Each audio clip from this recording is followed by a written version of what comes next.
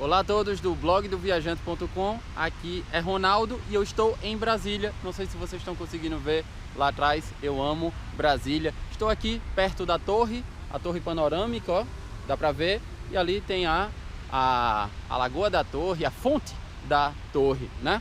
Vim para Brasília, tenho um dia para conhecer Brasília e eu quero conhecer com vocês e aproveitar para contar a história da construção de Brasília. Vou colocar o fundo, a fonte, que fica mais bonito.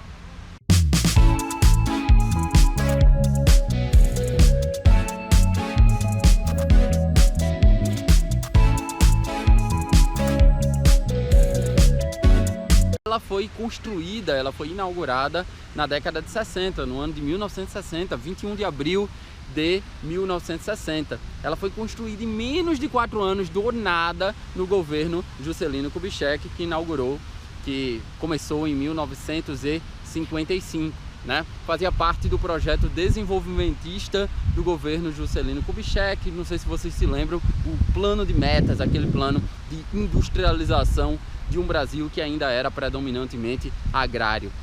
Brasília, ela tinha três funções, ela teria três funções. Primeiro, explorar as riquezas do Centro-Oeste. E, em segundo lugar, reduzir as desigualdades entre um litoral populoso, um litoral rico, um litoral moderno, complexo, em detrimento de um interior pobre, um interior pouco povoado e cujas riquezas não estavam sendo exploradas satisfatoriamente. E, por fim, Brasília tinha uma função para a política externa, que seria a capital do Brasil, protegida de uma possível guerra externa. Lembre-se que estamos em 1955, o ápice da Guerra Fria. Rio de Janeiro, então capital, estava muito aberta, estava muito vulnerável ali no litoral. Quiseram trazer para Brasília. Essa não era uma ideia nova, como eu vou contar para vocês.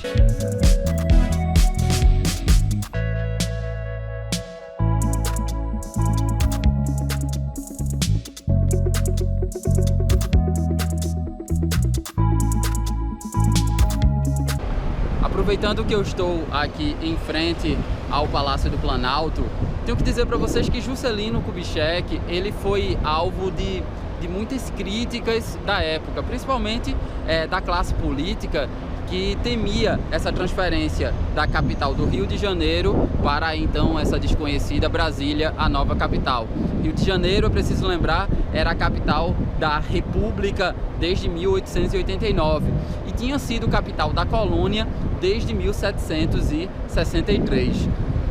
No entanto, para Juscelino, essa era uma decisão estratégica, porque devido à instabilidade que vivia o Rio de Janeiro, ele temia que ele sofresse golpes de Estado. E não era sem razão. Para você ter uma ideia, um ano antes da eleição de Juscelino, em 1954, Getúlio Vargas, então presidente do Brasil, ele se suicidou lá no Palácio do Catete, a sede do governo do Rio de Janeiro. Posteriormente a Juscelino, Jânio Quadros renunciou devido à pressão política e depois João Goulart não conseguiu completar o seu governo porque houve o golpe da ditadura militar de 1964. Juscelino não era besta não.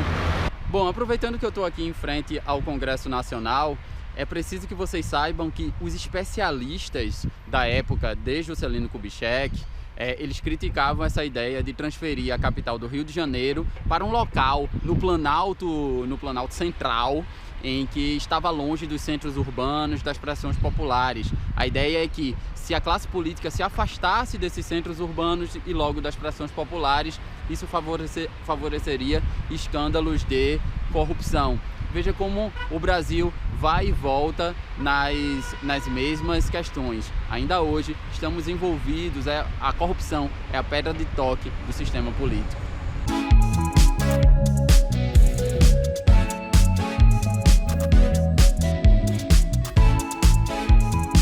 Mas a ideia de construir Brasília não é a ideia original de Juscelino Kubitschek. Essa ideia surge lá em 1823 com José Bonifácio, o patriarca da independência. Já há muito tempo atrás, a primeira Constituição Republicana de 1891 já trazia a previsão da transferência da capital do Rio de Janeiro para uma capital no interior do Brasil, no Planalto Central.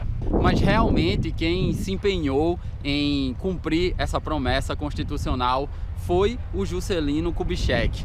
E o surgimento dessa promessa é interessante, porque em uma entrevista na fase de campanha ainda de Juscelino, um cidadão indagou Juscelino se ele ia cumprir a promessa de transferir a capital do Rio de Janeiro para o centro do Brasil. E ele disse, vou sim. E aí na base dessa improvisação é que surgiu o carro-chefe da campanha e do governo de Juscelino Kubitschek, que é a construção de Brasília. Para dar conta desse projeto, JK escolheu o arquiteto Oscar Niemeyer para projetar as principais edificações da cidade. Niemeyer já era um arquiteto conhecido internacionalmente e muitas das edificações que ele fez viraram símbolos da cidade de Brasília, dentre elas o Congresso Nacional, o Palácio do Planalto, o Palácio da Alvorada e a própria Catedral que eu estou aqui para conhecer. Ela é muito bonita, vou mostrar para vocês.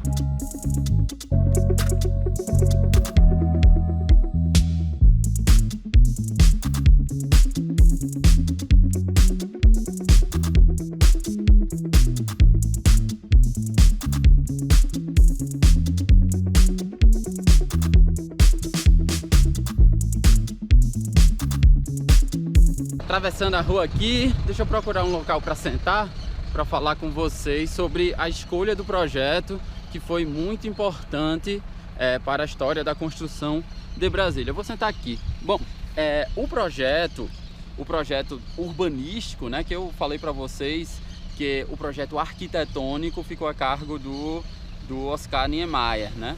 Mas o projeto urbanístico foi feito um concurso, né, para escolher esse projeto piloto. Foi feito um concurso lá em 1957 e foram apresentados pelo menos 26 projetos. Mas o que ganhou o concurso foi o projeto do arquiteto e urbanista Lúcio Costa, que fazia um plano piloto em formato de avião. É por isso que você que não é de Brasília deve achar estranho, mas aqui é comum a asa norte e a asa sul. Tem o eixo do avião, que aqui é chamado de eixo monumental, tem a asa norte e a asa sul. Lúcio Costa, ele definiu áreas específicas para cada tipo de uso residencial, aí tem a área do setor hoteleiro, setor comercial, setor administrativo, industrial, recreativo, cultural. Aqui em Brasília tem área para tudo, é por isso que as pessoas que não são daqui acham que tudo aqui é muito longe, porque tem áreas específicas para tudo. E para minimizar os problemas de circulação típica de uma cidade grande, ele eliminou os cruzamentos através da intersecção de avenidas em passagens de nível. Aqui não dá para ver, aqui é só uma avenida, mas lá na frente eu já mostro para vocês umas imagens em que tem uns viadutos assim. Basicamente não há cruzamentos em Brasília, e as vias, como vocês podem ver aqui atrás, ó, são muito largas. Vamos ali no Congresso Nacional que eu tenho mais coisa para falar com vocês.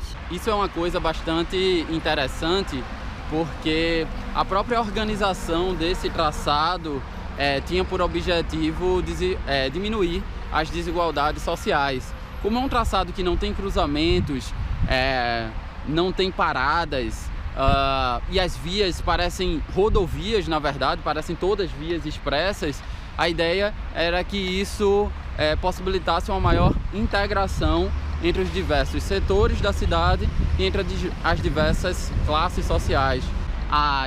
As questões da desigualdade social e hierarquia social só seriam manifestadas talvez pelo tamanho das casas ou por outras características desse tipo, e não por essa questão da falta de integração, né? Não sei se eles conseguiram cumprir isso fielmente e a contento.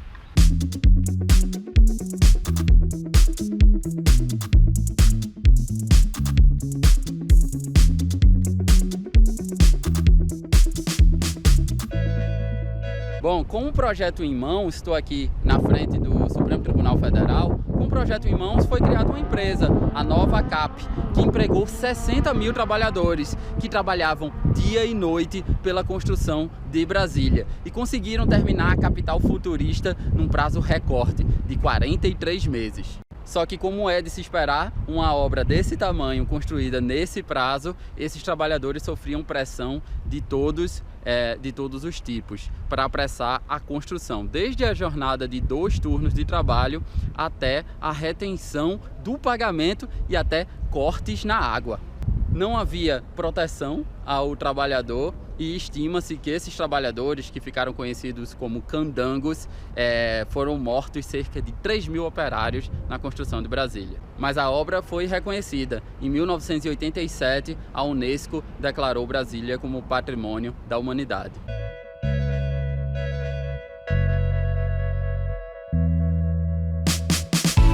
Pertinho da torre de TV que a gente estava há pouco no início desse vídeo, se você descer, você vai bater lá atrás, você deve estar vendo já o Mané Garrincha, o estádio Mané Garrincha, que é o estádio de futebol mais importante daqui de Brasília. Brasília que não tem uma tradição tão grande no futebol, salvo Gama e Brasiliense, não conheço outros times aqui de Brasília. Mas eu estou falando do Mané Garrincha porque eu quero falar de um tema sobre a construção de Brasília, que é um tema que é muito abordado pelos críticos da construção de Brasília. Por quê? Porque os custos de Brasília, até hoje nós não sabemos os custos que foram necessários para erguer essa cidade no meio do Cerrado, porque não houve uma preocupação com a documentação desses gastos, né?